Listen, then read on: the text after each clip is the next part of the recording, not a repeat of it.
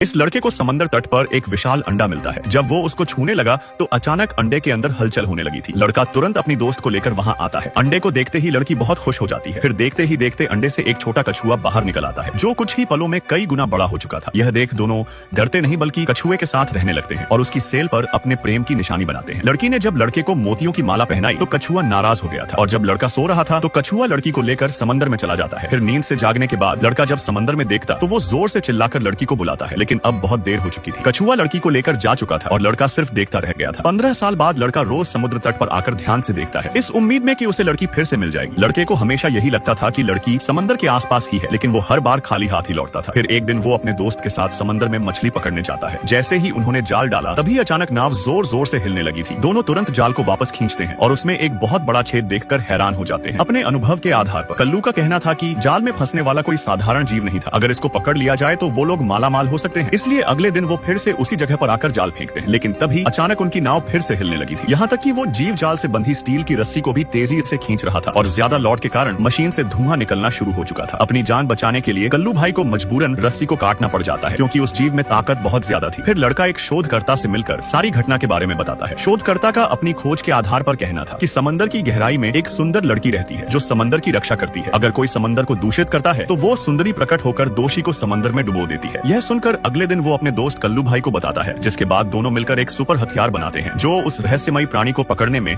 मदद करेगा। सुपर हथियार के साथ अगले दिन दोनों वापस समंदर में आते हैं। फिर कल्लू भाई ऑक्सीजन टैंक पहनकर सुपर हथियार के साथ पानी में कूद जाता है। पानी के अंदर लक्ष्य मिलते ही कल्लू भाई ने सुपर हथियार चला दिया था, लेकिन समंदर में बहुत अंधेरा था, जिससे कल्लू भाई को लगा कि उसका निशाना खाली जा चुका है। इसलिए वो वापस नाव पर लौट आता है, लेकिन उसे नहीं पता था कि उसका निशाना सही लग चुका था। और जब दोनों वापस घर लौटने लगते हैं तभी उन्हें पानी की सतह पर कुछ अजीब आता हुआ दिखाई देता है। जब उन्होंने ध्यान से देखा तो यह वही विशाल कछुआ था जिसको यह लोग खोज रहे थे। तभी कल्लू भाई हथियार से कछुए पर हमला कर देता है। कछुआ उसके जाल में फंसा हुआ था। कल्लू भाई तुरंत फोन करके और शिकारी को बुलाता है। देखते ही देखते शाम हो गई थी। लड़का जब बाहर खड़ा था तभी एक लड़की उसके पीछे आती है। उसने मुड़कर देखा तो यह लड़की उसके बचपन का प्यार था, जिसको देखकर लड़का बहुत खुश हो जाता है। उसे पता चला कि उसकी प्रेमिका समंदर की देवी है और विशाल कछुआ उसका वाहन था जो उन्होंने बचपन में देखा था। तभी वहां पर एक हेलीकॉप्टर आता है जिसमें शिकारी कछुए को पकड़ने आए थे, लेकिन कछुए का आकार देखकर उनकी पेंट गीली हो जाती है। तभी कछुए ने हेलीकॉप्टर को तोड़ दिया था, जिसकी आवाज सुनकर कल्लू भाई जाग जाता है। फिर विशाल कछुए ने उसकी नाव को भी पलट दिया था। लड़के को एक बोट मिल चुकी थी जिस पर कल्लू भाई लटका हुआ था। तभी कछुआ वहां पर आता है,